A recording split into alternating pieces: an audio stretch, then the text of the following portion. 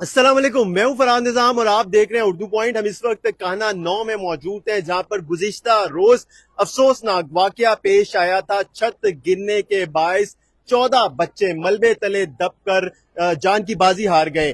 6 से 8 अफराद जख्मी हुए थे, जिसमें टीचर भी शामिल हैं और इस वक्त वो अस्पताल में जेरे इलाज हैं। 14 बच्चे जाँ बाग हुए थे। 14 के 14 बच्चे इसी इलाके के इन्हीं गलियों के रहने वाले थे।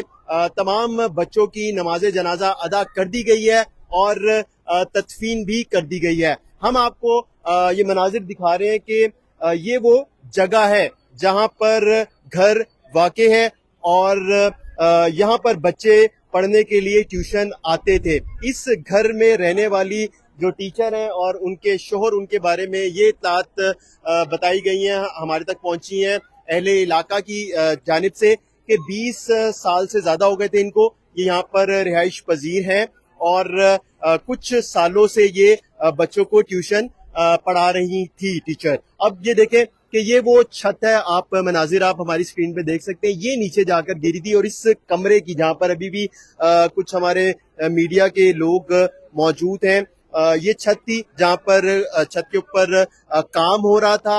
एक मजदूर था, वो और जो टीचर जख्मी हुई हैं उनके शोहर और उनके भाई मौजूद थे।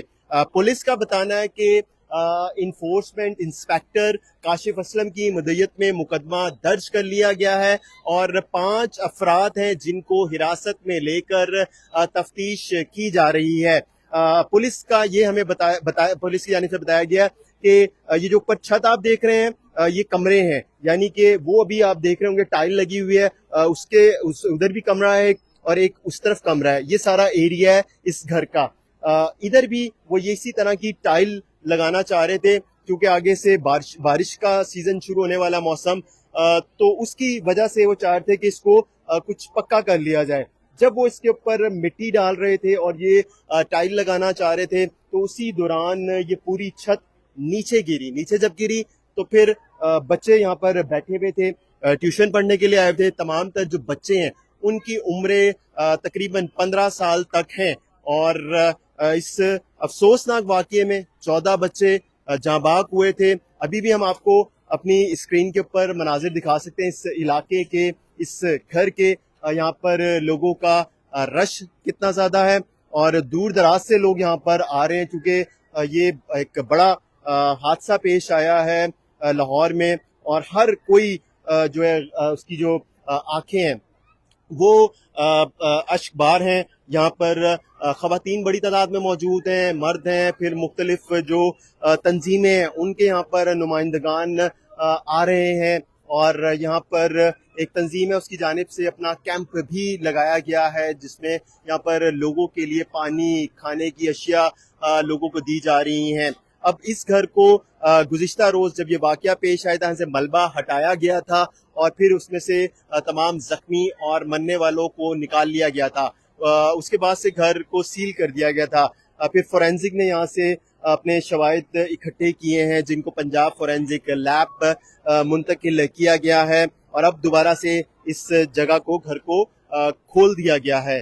टीचर जो यहाँ पर पढ़ाती थी उनके बारे में बताया गया कि वो अस्पताल में ज़ेर इलाज हैं और वो भी इस हालत में नहीं है कि वो कोई बात कर सकें, ना ही उनको किसी से मिलने दिया जा रहा है। जो उनके बहुत करीबी हैं उनसे मुलाकात करवाई गई है और जो उनके शोहर हैं उन समेत उनके 3 भाई हैं और एक मिस्त्री है, जिनको पुलिस ने अपनी हिरासत में ले रखा है और मुकदमा दर्ज किया गया है। उनको इस वाकये में जो है लापरवाही, गफलत जो बरती गई है उसका कसूरवार ठहराया गया है। तो अब ये देखना है कि मजीद आगे केस किस तरह चलेगा और किन किन लोगों को इसमें कसूरवार ठहराया जाएगा। अभी तक की जो इत्तलात हैं, जो मुकदमा दर्ज हुआ है उसके मुताबिक टीचर के शोहर, उनके 3 भाई और जो मिस्त्री था जो यहाँ पर काम कर रहा था, वो लोग कसूरवार ठहराए गए हैं।